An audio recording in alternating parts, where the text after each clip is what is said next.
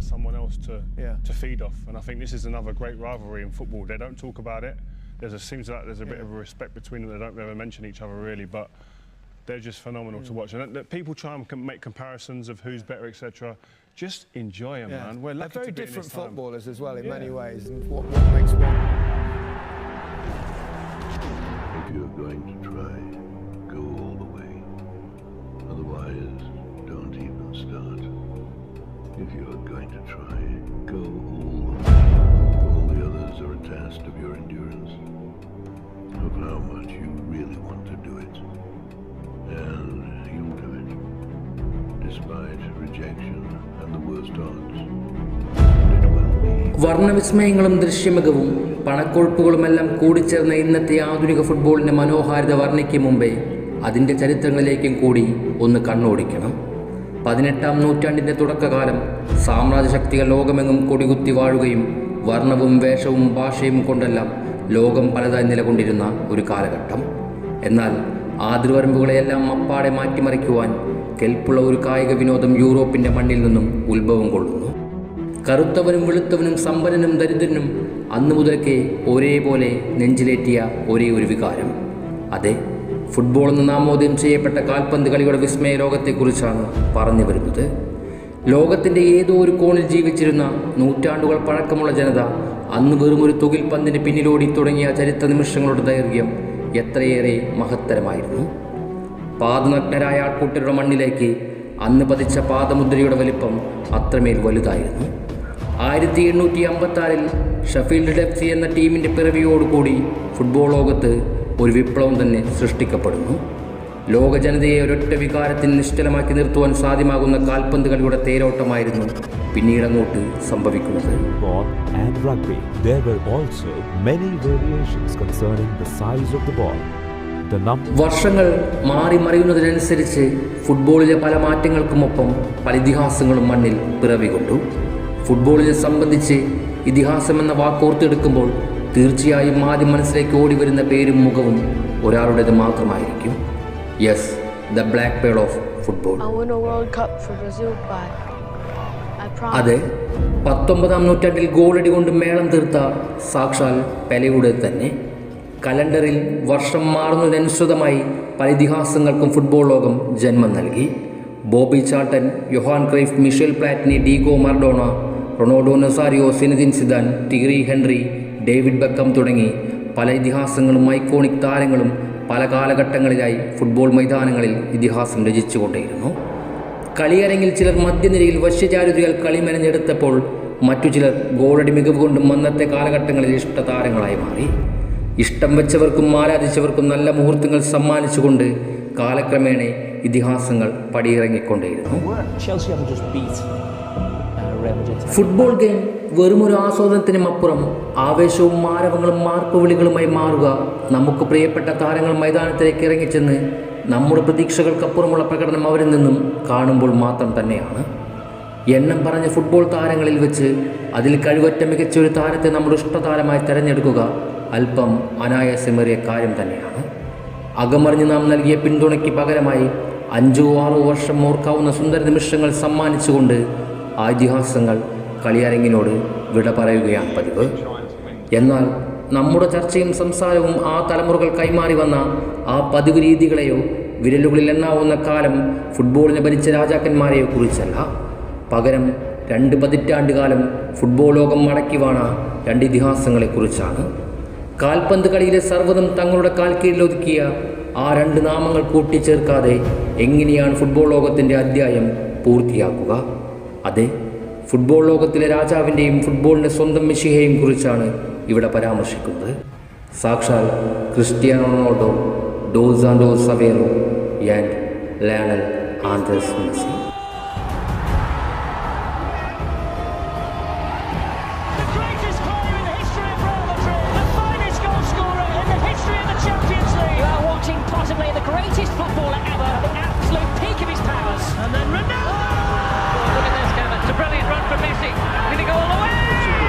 Lionel Messi is headed to Miami. Breaking news, Cristiano Ronaldo has ഇരുവരുടെ കരിയറിലേക്കും നേട്ടങ്ങളിലേക്കും ഒന്ന് കണ്ണോടിച്ച് അതിനെ വർണ്ണിക്കുവാൻ വാക്കുകൾ തപ്പി ഇറങ്ങിയാൽ ഒരുപക്ഷെ ഓക്സ്ഫോർഡ് ഡിക്ഷണറി പോലും മതിയായെന്ന് വരില്ല. ലോകാത്ഭുതങ്ങളുടെ കണക്ക് സാധാരണ മനുഷ്യനോട് ചോദിച്ചാൽ 7 എന്നായിരിക്കും ഉത്തരം. എന്നാൽ ഫുട്ബോളിനെ പ്രണയിച്ചവനോട് ചോദിച്ചാൽ ഒരുപക്ഷെ അത് 9-ൽ ചെന്ന് നിൽക്കും. അത്രമേലേറെ അത്ഭുതങ്ങളാണ് കാലങ്ങളായി ഈ രണ്ടുപേരും ചേർന്ന് ഫുട്ബോൾ ലോകത്തിന് മുന്നിൽ കാണിച്ചു കൂട്ടുന്നത്.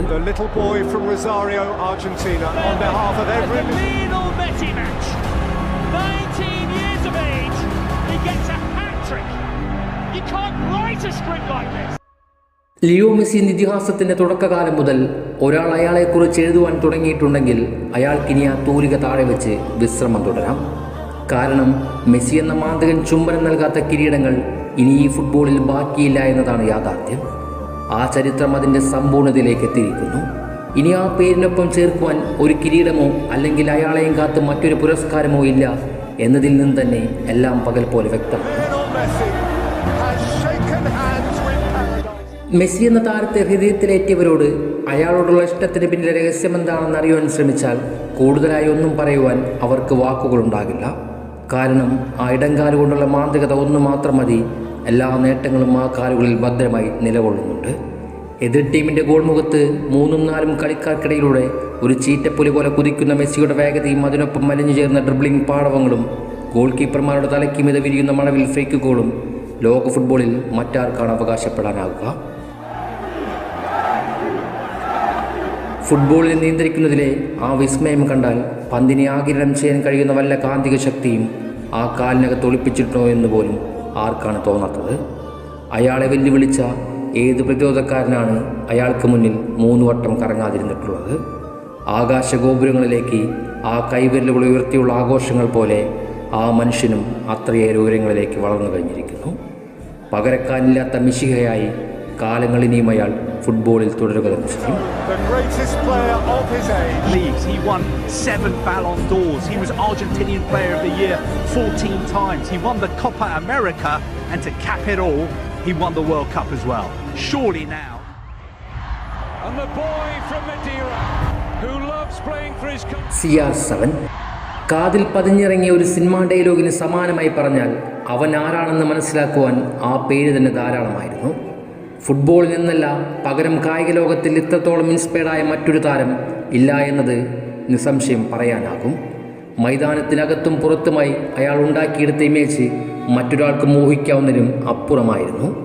ഒരു ഫുട്ബോളറിന് വേണ്ട എല്ലാ വശ്യചാരിതയും ആകാരവടിയുമൊത്ത ഒരു 6 അടിക്കാരൻ.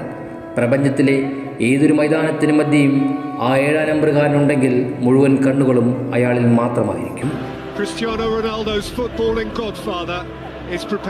വിധിയെ കീഴ്പ്പെടുത്തി തുടങ്ങിയ യാത്ര മുതൽ തനിക്കെതിരെ ഉയർന്നു വന്ന വെല്ലുവിളികളെയും പരിഹാസനങ്ങളെയും വിമർശനങ്ങളെയും കാലാകാലങ്ങളിൽ നിരന്തരം പരാജയപ്പെടുത്തിക്കൊണ്ട് നരാചരകൾ ബാധിക്കാത്ത കാലുകളിൽ നിന്നും ഇന്നും അസ്തമിക്കാത്ത അത്ഭുതങ്ങൾ വർഷിച്ചു കൊണ്ടിരിക്കുക തന്നെയാണ്. നരനായാട്ടിനിറങ്ങുന്ന വിരോധികളുടെ വിരോപാസങ്ങൾക്ക് മറുപടി എഴുതുന്ന അയാളിൽ ഈ കാൽപന്ത് ലോകത്തിലെ നായക വേഷത്തിനു മുന്നിൽ ഏത് കിരീടങ്ങളാണ് പകരമാകുക? എതിരെ വരുന്നവൻ്റെ തലയെയും തലവരെയും മാറ്റിമറിക്കാൻ പോകുന്ന കെൽപ്പുള്ള അയാളിലൂടെ മാത്രം സംഭവിക്കുന്ന അവസാനിക്കാത്ത അത്ഭുതങ്ങളുടെ ദിനരാത്രങ്ങൾ ഇന്നും 39-ാം വയസ്സിലും തുടർന്നുകൊണ്ടേയിരിക്കുന്നു. അർഹതപ്പെട്ട പലതും റൊണോയിൽ നിന്ന് നഷ്ടമായിട്ടുണ്ടെങ്കിൽ അതിനുത്തരം ഒന്നേയുള്ളൂ. ഫുട്ബോൾ എന്ന കായികത്തിന് മുകളിലായി ആ മനുഷ്യൻ ഒരു ബ്രാൻഡായി വളർന്നിരിക്കുന്നു. പുരസ്കാര നേട്ടങ്ങൾ കൊണ്ടും ടീം കിരീടങ്ങളുടെ എണ്ണങ്ങൾ കൊണ്ടും സമ്പന്നതയിൽ നിൽക്കുന്ന അതികായകൻ. ഗോളുകളുടെ കണക്ക് പുസ്തകം ഒന്ന് വായിച്ചെടുക്കുവാൻ ശ്രമിച്ചാൽ ഒരുപക്ഷെ അതുതന്നെ ഒരു പഠന വിഷയമാക്കി മാറ്റേണ്ടി വരും. ഗോളുകളുടെ എണ്ണം കൊണ്ട് ഇനി ആരെയാണ് മറികടക്കേണ്ടത്? ഏതൊരു ലക്ഷ്യത്തിലേക്കാണ് ആ മാനുഷികൻ നടന്നു നീങ്ങേണ്ടത്? ഗോൾ വേട്ടയുടെ ഈ അടങ്ങാത്ത ദാഹം എവിടെ കൊണ്ടാണ് അവസാനിക്കുക? ഒന്നിനും യാതൊരു ഉത്തരവുമില്ല. അയാളുടെ കാലത്തിന് മുമ്പേ സഞ്ചരിച്ചവരെയും അയാൾക്കൊപ്പം തുടങ്ങിയവരെയും അയാൾക്ക് ശേഷം വന്നവരെയും അയാളേറെ പിന്നിലാക്കി കഴിഞ്ഞിരിക്കുന്നു. ഇനി ആ കാലുകൾ കൊണ്ട് തൊടുന്നതെല്ലാം റെക്കോർഡ് പുസ്തകത്തിലേക്ക് ചേർക്കാനുള്ള വെറും നമ്പറുകൾ മാത്രം.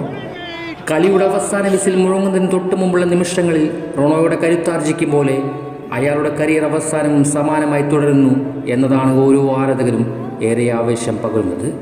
അതെ, റൊണാൾഡോ എന്ന അതികായകൻ ഇന്നും ആ കാൽപന്ത് ലോകത്ത് കരുത്തോടെ വിരാജിക്കുകയാണ്.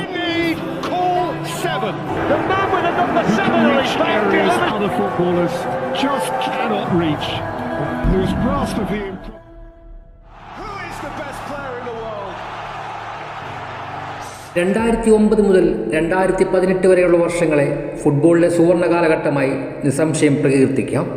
റൊണോയും മെസ്സിയും ചേർന്ന് ഫുട്ബോൾ ലോകത്തിന് ഒരുക്കി തന്ന വിരുന്ന് അത്രമേൽ വിശാലമായിരുന്നു. പരസ്പരം വീറും വാശിയോടെ ഇതിഹാസങ്ങൾ കൊമ്പുകോർത്തപ്പോൾ ലോകം സാക്ഷ്യം വഹിച്ചത് തീപാറും പോരാട്ടങ്ങൾക്കായിരുന്നു. കിരീടം തേടിയുള്ള പടയോട്ടത്തിനിടെ പലകുറി രണ്ടുപേരും ഉയർന്നും താഴ്ന്നു നിന്നു. ഫാൻ ഫൈറ്റിൻ്റെ സർവ്വപരിധിയും ലംഘിച്ച നാളുകൾ നമ്മളിലൂടെ അന്ന് കടന്നു പോയിരുന്നു. ആ കാലഘട്ടത്തിൽ എത്ര മികച്ച താരങ്ങളാണ് ഇവരുടെ നിഴലിൽ മാത്രമായി ഒതുങ്ങിപ്പോയിട്ടുള്ളത്. ടീമുകൾ മാറി പിന്നീട് എപ്പോഴെല്ലാം ഇവർ മൈതാനം പങ്കിട്ടിട്ടുണ്ടോ അപ്പോഴെല്ലാം ആവേശം വാനോളമായിരുന്നു.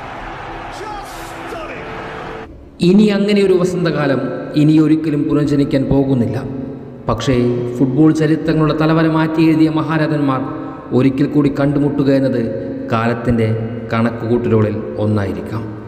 അവസാന രാത്രികളിലൊന്നിൽ ഒരുമിക്കുന്ന കാഴ്ച ഒരുപക്ഷെ 2026 വേൾഡ് കപ്പ് വേദിയിൽ ഒരുങ്ങുകയുമായിരിക്കാം. അതിനായി അമേരിക്കയും ഒരുങ്ങി നിൽക്കുകയാണ്.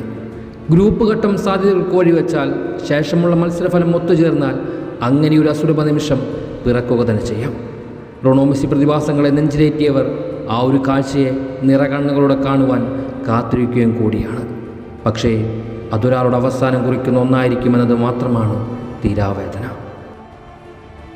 ഇരുവരും നേർക്കുനേർ വരുമ്പോഴെല്ലാം അവരുടെ കണക്കുകൾ നിരത്തി സംവാദങ്ങൾ നടക്കുക പതിവ് കാഴ്ചയാണല്ലോ. ആ ചർച്ചകളിൽ ആരാധനമൂത്തും വെറുപ്പമിതമായും ഈ രണ്ട് ഇതിഹാസങ്ങളെ ഇകഴ്ത്തിക്കെട്ടുക കാലാകാലങ്ങളായി ഒരാചാരം പോലെ തുടരുകയും ചെയ്യുകയായിരുന്നു. എന്നാൽ ഇരു ഫാൻസും മനസ്സിലാക്കാത്ത അല്ലെങ്കിൽ മനഃപൂർവ്വം അറിയില്ല എന്ന് നടിക്കുകയും ചെയ്യുന്ന ഒരു പരമയാഥാർത്ഥ്യമുണ്ട്. കഴിഞ്ഞ 2 പതിറ്റാണ്ടിന് മുകളിലായി നാം അനുഭവിച്ചറിഞ്ഞ സൗഭാഗ്യങ്ങളും സുന്ദര നിമിഷങ്ങളും നിങ്ങളിൽ നിന്നും അവസാനിക്കുവാൻ സമയമായിരിക്കുന്നുവെന്ന്. ആ 2 മഹാരഥന്മാരുടെ കാലം ജീവിച്ച് അവരുടെ സൗന്ദര്യ ഫുട്ബോൾ തത്സമയം വീക്ഷിച്ച് അതിനെ ആസ്വദിച്ചു കൊണ്ടിരുന്നത് എത്ര മനോഹരമായിരുന്നു അല്ലേ? പക്ഷേ അതിനെല്ലാം അറുതിയാകുവാൻ പോകുകയാണ്. അങ്ങനെയൊരു കണ്ടുമുട്ടലിൻ്റെ അവസാന നിമിഷം നമ്മുടെ കണ്ണുകൾക്ക് നൽകുന്ന കൺകുളിർമയുടെ അവസാന പതിപ്പും അതുതന്നെയായിരിക്കുമല്ലോ. ഒടുവിലത്തെ ആ കൂടിക്കാഴ്ച അറുതിയാകുമ്പോൾ പിന്നീട് നമ്മൾ എങ്ങനെയാണ് പുനർജീവിക്കുക? വിരഹവേദനയേക്കാൾ വല്ലാതെ അലട്ടുന്ന വലിയ വേദനയായി അതിങ്ങനെ നമ്മളെ അലട്ടിക്കൊണ്ടേയിരിക്കും. ഏത് മനോവികാരങ്ങൾ കൊണ്ടാണ് ആ 2 വിടവാങ്ങൽ നമ്മൾ ഉൾക്കൊള്ളാൻ പോകുന്നത്? ഹൃദയം പൊട്ടിപ്പോകുന്ന കണ്ണുകൾ കലങ്ങുമാർ ദിനങ്ങൾ അധിക ദൂരമല്ലാതെ നമ്മുടെ മനസ്സുകളെ വിങ്ങലോടെ വേട്ടയാടിക്കൊണ്ടേയിരിക്കും. പിന്നീടും ഫുട്ബോൾ മുന്നോട്ട് സഞ്ചരിച്ചു കൊണ്ടേയിരിക്കും. പുതിയ താരങ്ങളും പുതിയ ചരിത്രങ്ങളും ഒരുപക്ഷെ രചിച്ചുകൊണ്ടേയിരിക്കും. പക്ഷേ കാൽപന്തൊരിക്കലും അവരുടെ പകരക്കാരെ ജനിപ്പിക്കാൻ കഴിയാതെ നിരാശയുടെ ആഴങ്ങളിലേക്ക് ഭ്രാന്തമായി സഞ്ചരിച്ചു കൊണ്ടേയിരിക്കുകയായിരിക്കും. മെസ്സിയും റൊണോയും ചേർന്ന് ഫുട്ബോളിൽ ഉണ്ടാക്കിയിടത്തോളം മറ്റേത് താരത്തിനാണ് അവകാശപ്പെടാനാകുക?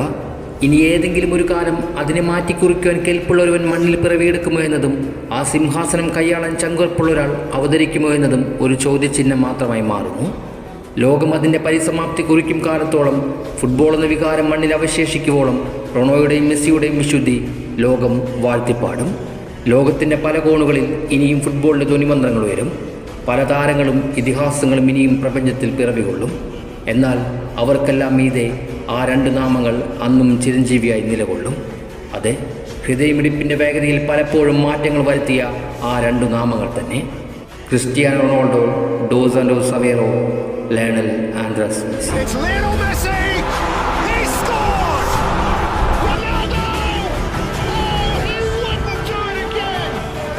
Who's the best player in the world? I will go with Leo. Cristiano Ronaldo is, for me, the best player in the world. I think Messi. Yeah. Messi. Some people say I'm better, other people say... Forget the comparisons. They're setting standards. We're taking them for granted. We're expecting goals in big games.